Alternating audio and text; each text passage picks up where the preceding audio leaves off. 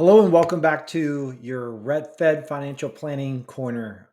Today we're going to be talking about FEHB, Tricare, and Medicare for those folks that have all three. So typically that happens when someone has been um, with the military for years, then comes over to the civilian side, gets a job there, and now has the FEHB. So we're going to be talking about essentially those and how they intertwine, what you should be doing. But I'll do a quick little introduction about myself. My name is Neil Kane. I'm a certified financial planner, double up as a chartered federal employee benefits consultant.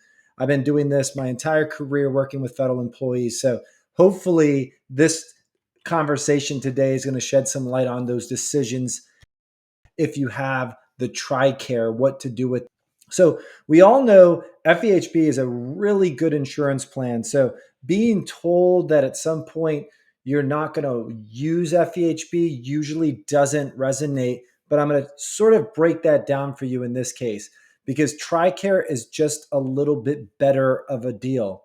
So if you have the luxury of having all three, what you're going to want to do once you head into retirement or you hit 65, even if you're still working, you're going to want to sign up for Medicare A and B.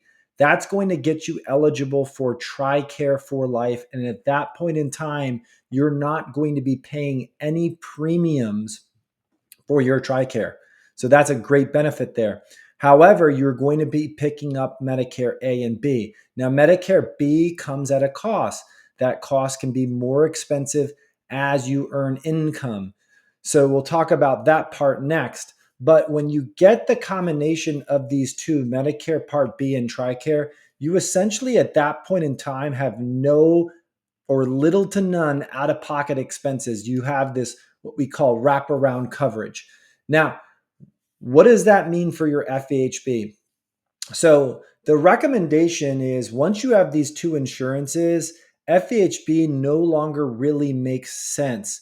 So, what you're going to do is suspend your FEHB coverage at that point in time. You don't want to cancel it because canceling it will never get you eligible to bring it back. You want to give yourself the option if you ever did. So, suspending that insurance makes sense because all three do not make sense, right? And the choice of Tricare and Medicare is the better choice instead of FEHB and Medicare. So the question then becomes, well, what happens if I'm still working? I hit 65, I'm on the Tricare, I want to convert that to Tricare for life. I understand I have to take on Medicare Part B, even though I'm still working. That's not true if you don't have Tricare. If you have FEHB, you do not have to take on Medicare Part B at 65 if you're still working, but you would have to make that decision 8 months after you've retired. And the same for your spouse. But if you're still working and you're on Tricare, you actually have to get the Medicare Part B as soon as you turn 65.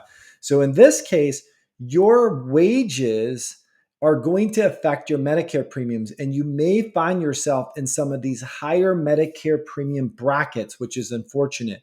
Now, fortunately, when you retire, your income should go lower, and that would allow you to qualify for a lower Medicare premium. Because if you think about it, right, what is considered Medicare premium income? Well, it's all of the six categories we're showing here in the ordinary income section, but it's also capital gains and things from selling mutual funds, stocks, investments, even real estate investments that aren't your home. Now, your home qualifies for a $250,000 to $500,000 exclusion on capital gains, so that should soak up a great deal of that type of income that Medicare looks at, but it may not soak up the rental real estate capital gains that you have. Point being is you're likely to be in some higher Medicare premiums, especially if you're still working, if you're in this scenario where you have to get the Tricare at 65. So I hope that solves, or maybe not solves, but adds a little color and clarity to this decision making. That's what this process is all about. Again, if you're thinking about what the ramifications are in terms of having to get on Medicare, whether you're just on FEHB or you're going to get on Tricare for life, We can forecast your Medicare premiums so you can see what those will be. That way there's no surprises. And the way to do that is the redfed.com/register.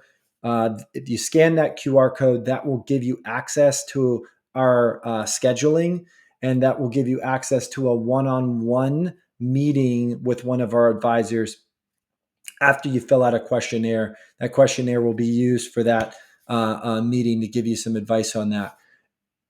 Over on there on the right, there's our YouTube subscription. Please subscribe to our channel, like this video, send this out to friends. It gets the word across on these federal videos so that we can get more education out to federal employees. Thanks so much for attending this video. Please, again, like this video, subscribe to our channel, and we'll be sending out more content just like this in the future.